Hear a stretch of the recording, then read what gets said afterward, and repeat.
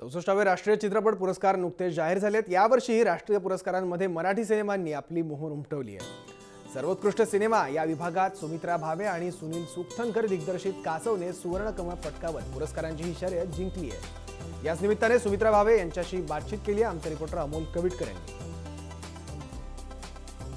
राष्ट्रीय चित्रपट पुरस्कारांवरती पुन्हा एकदा मराठीची मोहोर उमटली आणि सुवर्ण कमळ कासव या एका आगळ्या वेगळ्या चित्रपटाला मिळालं आहे। दिग्दर्शिका सुमित्रा भावे आपल्या सोबत आहेत। सुरुवातीला तुमचं खूप खूप अभिनंदन जय महाराष्ट्राच्या वतीनं।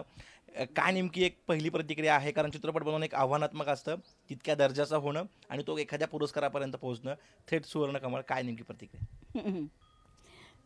खूपच आनंद होतो आहे आणि या गोष्टीचं फार बरं वाटतंय की आपल्या समाजाला, आपल्या चित्रपट क्षेत्रातल्या सगळ्या तज्ज्ञांना सुद्धा अशा तऱ्हेचा वेगळा चित्रपट खूप महत्त्वाचा वाटतोय।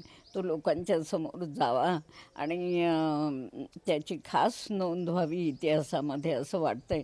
ही गोष्ट मला फारच स्वागतार्ह वाटते। आपला प्रेक्षक वर्ग सुद्धा हळूहळू प्रगल्भ होताना दिसतोय, कारण वेगळ्या धाटणी चित्रपट लोक स्वीकारतात। अगदीच स्वीकारतायत, लोक स्वीकारतातच। अर्थकारण करणारे लोक वेगळे असतात, सामान्य प्रेक्षक हा प्रगल्भ आणि अतिशय संवेदनक्षम, संवेदनशील असाच असतो, असा माझा विश्वास आहे आणि अनुभव पण आहे। कधीपर्यंत कासव आमच्यापर्यंत पोहोचेल?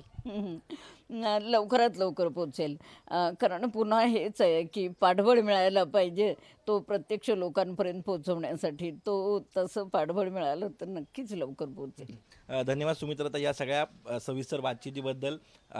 तुमच्या पुढील वाटचालीसाठी खूप खूप शुभेच्छा। धन्यवाद। व्हिडिओ जर्नलिस्ट अमोल धर्माधिकारीसह अमोल कविटकर, जय महाराष्ट्र, पुणे।